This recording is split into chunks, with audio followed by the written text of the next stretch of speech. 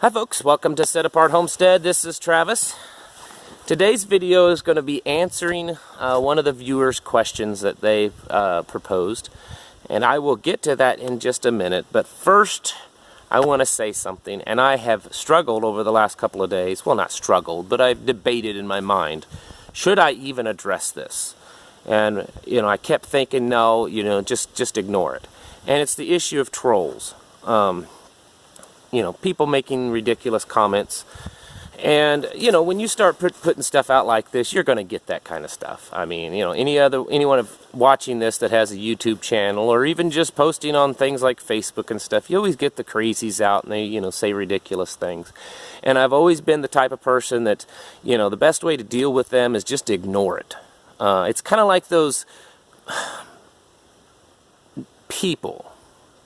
And that's using that term lightly, that go to these veterans' funerals and protest. Trust me, using people is not the correct term. But you know what I'm talking about. The people that go to these veterans' funerals and protest, that church, that wherever it's out of, I think Kansas or something. I've always said, the best way to deal with them, other than maybe counter-protesting, is the news just needs to ignore them. Quit giving them a voice. Just ignore them, and don't, if they show up, the news media needs to just ignore them. And then I think eventually they'll just start going away. They're only doing that because they get popularity and money because they get this free promotion by the news media by doing a horribly and ridiculous thing. So I've always kind of had that opinion about, trolls, these people online that make comments. But there's been this guy that's been on here, and the only reason that I'm addressing it is because he's not just posting things about me that are ridiculous, but he's gone on other YouTube channels talking about me. I've been getting several emails that he's been emailing people saying these things about me, and I'm not going to address him or the things. Number one, it's not true. Supposedly I'm some, leftist paid informant or something. It's absolutely ridiculous. Suppose, my thinking is well, if I'm being paid by the left to kind of infiltrate and disrupt, prepping and homesteading, then why is the information I'm giving out is pretty accurate and decent information? I don't know. This guy he keeps posting under different names, but it's all the same stuff. And, so far the feedback I've gotten from people is no one believes this guy, obviously, because of what he's saying is so ridiculous. But, the thing that kind of actually, it doesn't really bother me so much, but my wife, she's like, doesn't it bother you? And I'm like, you know what? It doesn't, because I was told years ago that that you're doing something right when certain people start going to a lot of trouble to try to stop you. And so that's what I feel that, maybe my channel, my voice is kind of getting to the point that I am actually reaching out, maybe even doing a little good here and there, because there's obviously some people out there that want it stopped. So anyways, what I did want to talk about is from a viewer, a lady named Vicky, and she asked a really good question. Is number one, how do you build your community? How do you meet people and reach out to people? And then how do you build their trust? I mean, how do you trust them? How do you know that you can trust that person? And boy, that's a really good question, both of them. And honestly, I don't know that there's a standard 100% answer, that just a blanket answer for that. I think that number one, when it comes to building community, a lot of it depends on where you're at. And your location and just kind of the culture around where you live. If you live out in the country, people are more spread out, but people are probably more likely to kind of have the mindset of, preparedness, bugging out, homesteading, those types of things. Not saying that people in the cities don't, but in your very high populated urban areas, it's typically not the mindset of people. So a lot of it, where you live is going to matter. Get online as much as, things like Facebook that I don't like. It doesn't hurt to get on there and see if there are other people. There's a lot of like preparedness type groups. And ask around. Maybe there's already a group meeting in your area. And if not, be willing to start one. It's not too hard, you know, just find a place that's kind of neutral and that you can hold a little meeting for free. A lot of little small restaurants will let you meet in the back or something with a few people. Libraries, you know, VFWs and stuff a lot of times will let you use their facilities to hold a meeting in. And you know, look for places like that if you're going to host a meeting, and then just start putting the word out. Put it out online, on different groups, you know, these preparedness type groups, and maybe homesteading groups. And then if you live, for instance, like where I live out here in the country, most every little business and general store and gas station and stuff, they have little bulletin boards where, you know, people put their business cards, or they have a, you know, a heifer for sale, or, you know, whatever, hay for sale. Print up or write up a little flyer and put there. It may take a while. You know, those first few meetings, I've held meetings like that, and I've had many of them where I was sitting there by myself. But there are ways to reach out. You just kind of have to put a little work into it sometimes to reach out to people. I think it's more difficult to figure out how that trust is. It's difficult at times. Some people can be pretty deceiving, so you do have to be careful. I think you just first thing you go off of is just your gut feeling. When you meet someone, what's your gut feeling? That doesn't necessarily mean they're good or bad, but you know, what's your first impressions, your gut feeling? And I look at things of having a community and trust for me is kind of on, you know, think of like, you know, a castle with walls around it, different layers. You know, there's that inner circle, which consists of immediate family, and then those people that you think of like family. They may not even be blood related. It's just a friend that you have had for years, that you're close to, and you think of them as a brother or sister. And they probably know intimate details about you that no one else knows. So that's your inner circle. And then outside of that, you have what I call your tribe. And your tribe are people that are close friends. They know a lot about you, but they may not know every detail about you. And these are people that, you know, you've known them at least long enough or been through enough things with them that you do know you can trust them. Then there's your community, next level out. And those are people that you don't know real close, but you know them a little bit. They're more than an acquaintance, but yet they're not a close friend. And, you know, you feel you can kind of trust them because nothing has happened that's proven otherwise.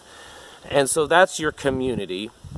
And then outside of that, you know, you've got people that you've just, you know, don't really know. You may know their first name because, you know, they work the cashier counter at the local, you know, store that you go to, but you don't really know them other than that. And so you know, I set up these. To me, that's how I think about when I'm building relationships with people, because that's really once you're working on building your community, a preparedness community, your mag, your tribe, your group, whatever you want to call it, you do have to have some trust there, because you're not just, you know, hanging out once a month or however often you meet and talking about, you know, what you think is a good idea for preparedness or learning how to do first aid together or something. These are people that when things happen that are bad, you're going to rely on each other. That's the whole point of these groups. So you want it to be people that you can get along with. You want it to be people that you can trust. You know, just because they show up and you both go through the first aid class together, if you can't stand him and he can't stand you and you don't trust each other, then it's going to be really difficult to kind of live and work or support each other after an SHTF. So, you know, you need to focus on that in your building your community and your mags, is building that trust. There's loyalty, the trust, and just the fact that you can get along. Maybe the person's a trustworthy person, you know. You just don't like them. You don't like their personality. It's going to make it difficult.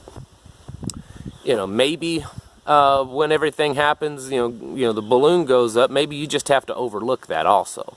That's the other thing. Maybe sometimes you just have to overlook your differences and agree to get along. But as far as like building that trust, it's difficult. I'm not going to go into detail because it's a long story, but when we first moved here, we met a guy older than us. I don't know, I think he's 15, 17 years older, single older man. Became very good friends with him. I'd help him out over at his place. He'd come over and help us out at this place, and we got to be friends. My wife was baking bread and sending over to him. If she would make extra food, and I'd take it over there to him, because he lived alone. And I thought, we were developing a really good friendship. He was kind of just an old country guy that had lived out here in the woods most of his life. Then my wife started telling me, the guy's like, well, he had never been online before, and he got service at his house, and so he was wanting, how to get online. So he wanted me to show him. So I did. I showed him how to get online, how to get on Facebook and internet and all that kind of stuff. And so he starts sending my wife messages. And at first I was like, she told me about him, and I'm like, it's a little inappropriate, but not bad, and maybe it's just an awkward thing for him, who knows. And it started getting worse until it got to the point that he followed her to a store one day and cornered her and told her how much he loved her and how much he wished she'd just leave me and that he could take better care of her, and all these kinds of things. Ended up confronting the guy. We didn't fight or anything, but I didn't even attack him verbally. I just confronted him on the issue, and now we're no longer friends. He's in very specific terms told me to never speak to him again or step on his property because I confronted him on the issue. The point to that story is that for a couple of years we were believing that this guy was a really close friend. I mean, in fact he had come over to our home. We'd invited him for dinner several times. He'd been in our home, sat at our dinner table because he lived alone. And then that happened. And, it makes you angry, especially someone like me. It made me really angry. But there's also a hurtful side. How do you build that trust when people can so easily, step on that trust? It's really difficult because when you're building like a MAG group in your community, your preparedness community, you want people that you can trust. You may have to be in a foxhole with this guy or gal. You may have to put your life in their hands or theirs in your hands. So you're going to have to build that trust, but it's going to take baby steps sometimes, especially if you don't know anything about them, you've just met, and you have this same interest. Use your gut feeling. Most people are pretty good at kind of feeling someone out pretty quickly, and then along the way, keep things, your mind open, as picking up those little cues of this guy or gal is up to par or not. So you have to, you certainly have to be careful when doing that. But I think it's something that's very important. Even lone wolves can have community. It doesn't mean that they're going to do it all on with someone else, or that they're going to be all on their own. They're just, they're having that kind of support around them, at least between now and the time something bad happens. So I know I'm not giving out a whole lot of specific information because, how do you tell someone how to trust someone? How do you tell them, when you meet someone, what are the cues to look for, whether you can trust them or not? Man, it's so different with everybody. I'm pretty good at kind of reading people, but I do make those mistakes. For instance, the guy I told you about. You just, go to one of these meetings or start it up yourself if you can. Get some people going. At first, just get people coming to the meeting, get them talking, get them to relax, get them to kind of open up. Have several of these meetings maybe before you kind of go to that point of like, all right, let's start forming, MAG groups. That would be my first advice is, don't set up, one of these meetings with the intention of immediately forming a group. Get people coming. You can kind of have, after a few meetings, you can usually kind of filter people out and figure out, if you're going to get along with someone or what someone, a person's intentions of being there are. Do that first before you get to that point of, hey, let's start, sharing our resources together and forming this mag group, and you can come out and share my bug out location or whatever it is. Get to know someone a little bit better.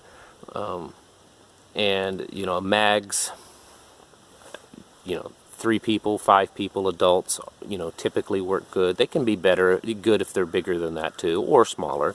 But I think probably the optimal number is somewhere around 5 for the small groups, and then, several of those under one bigger group. But hey, everybody's different. Whatever works for you works for you. So, again, Vicki, I don't know how to tell you exactly how to trust someone when it comes to this, because as the popularity of this lifestyle increases, yeah, there's going to be people out there that's going to jump on board with the idea of maybe they can do harm, or they may actually be an infiltrator. So you have to be careful of that. So don't jump into giving out all of your personal information and resources right away. Wait till you get to know that person or that group. Attend some meetings first. Do some activities together so you can kind of feel them out. Because it's always possible that there are those bad guys out there. Anyways, probably not some of the best advice, but I wanted to answer the question, but it's one of those questions that it's hard to answer. But as far as like forming a group, sometimes you just got to do it yourself. If you can't find that there's anyone around, just start putting the information out yourself. There are resources, hey, I'll promote it on my channel if you want to. And there's other people that help you promote it that may have a bigger voice than you do. And then of course there's these groups online. There's put information out there. A lot of them will allow you to post that, hey, I'm having a meeting here in my local area. So do things like that. Get a meeting going, get a group going on a regular basis before you start kind of planning the more intimate group, your mag group, where you're really, exposing yourself to each other, in a manner of speaking. Alright, well, thank you all for listening, and your comments, and your liking, and your sharing, and your subscribing, and all those fun things. And I will catch you all in the next video.